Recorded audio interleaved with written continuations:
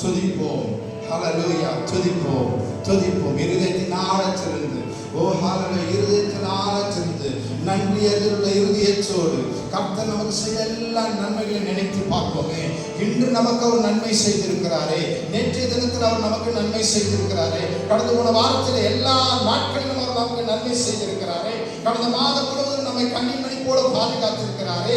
இதோ ஹல்லேலூயா, பொய்யுரையாத தேவன், பொய்யுரையாத தேவன் நம்முடைய வாக்குத்தத்தத்தை நம்முடைய வாழ்க்கையில நிறைவேற்றி இருக்கிறாரே, நிறைவேற்றி இருக்கிறாரே. அவர் சொன்ன நல்வார்த்தைகளில் ஒன்றையும் அவர் தம் கீழே விலவிடவில்லையே. நம்முடைய வாழ்க்கையில ஆம் என்றும் ஆம் என்றும் நிறைவேற்றி நம்முடைய நாமத்திற்கே மகிமை வர பண்ணி இருக்கிறாரே.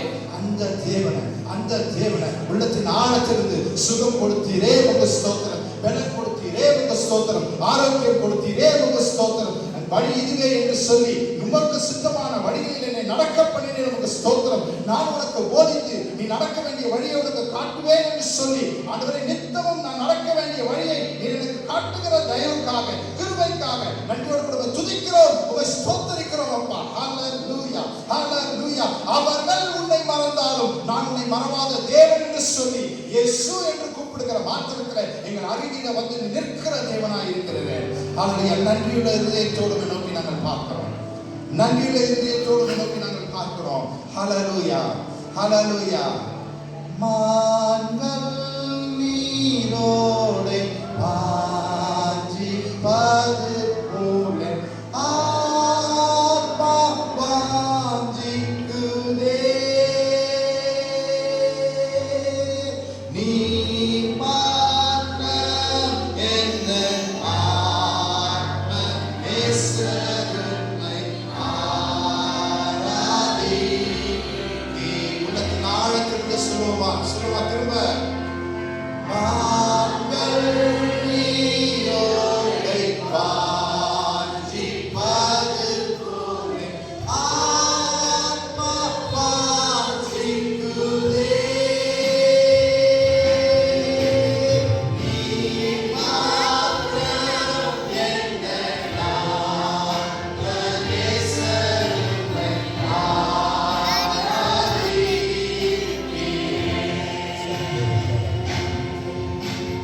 நீரே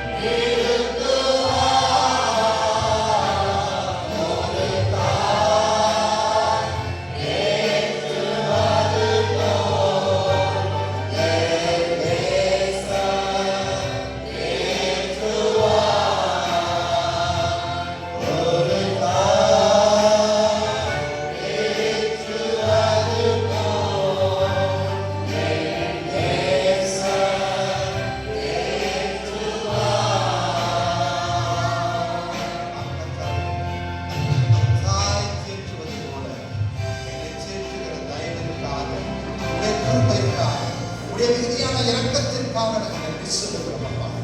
ஓ தகப்பன் தன் குழந்தையை சுமந்து கொண்டு போவது போல எங்களை தூக்கி சுமந்து கொண்டு வருகிற தேவனாய் இருக்கிறேன். ஓ ஹalleluya.